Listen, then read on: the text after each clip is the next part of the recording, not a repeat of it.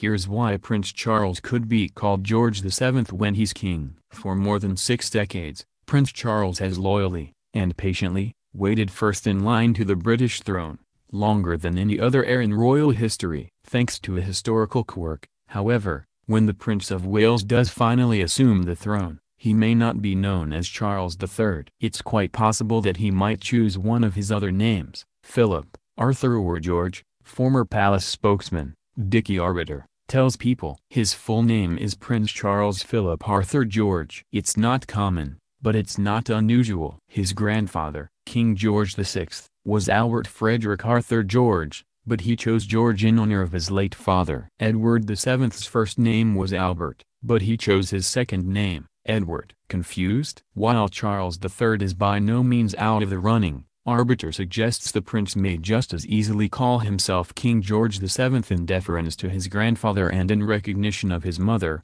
the Queen. Out of his other names, Arthur is simply too overloaded with stories of Merlin and the Round Table. While there has never been a King Philip in Britain, or anywhere else, apart from Spain and Belgium.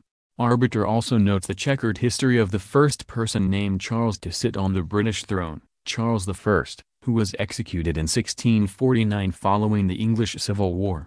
His son, Charles II, was invited to reclaim the throne in 1660 and proved to be one of the more enlightened kings in British history. Charles II was a patron of the arts, like Prince Charles is, adds Arbiter. He is the one who initiated the Royal Observatory and got Sir Christopher Wren to build the Royal Hospital. So he is a man remembered for his patronage of the arts and doing good deeds. The historical quirks don't end there. Along with the throne of England, Charles, whose wife, Camilla, Duchess of Cornwall, will be officially known as Queen Consort, will also inherit titles including Duke of Lancaster, Duke of Normandy, Lord of Man, Isle of Man, Defender of the Faith and Supreme Governor of the Church of England.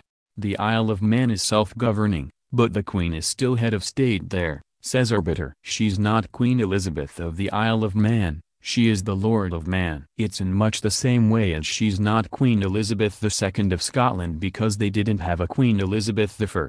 She is actually Queen Elizabeth I in Scotland, because Scotland didn't become part of the Union until a couple of hundred years later. So, she is Elizabeth I of Scotland and Elizabeth II of England and Wales. Thankfully, with the Queen showing no signs of slowing down, we are a long way from knowing which name Charles would choose either way, although it's safe to assume that Prince Chuck is completely out of the running.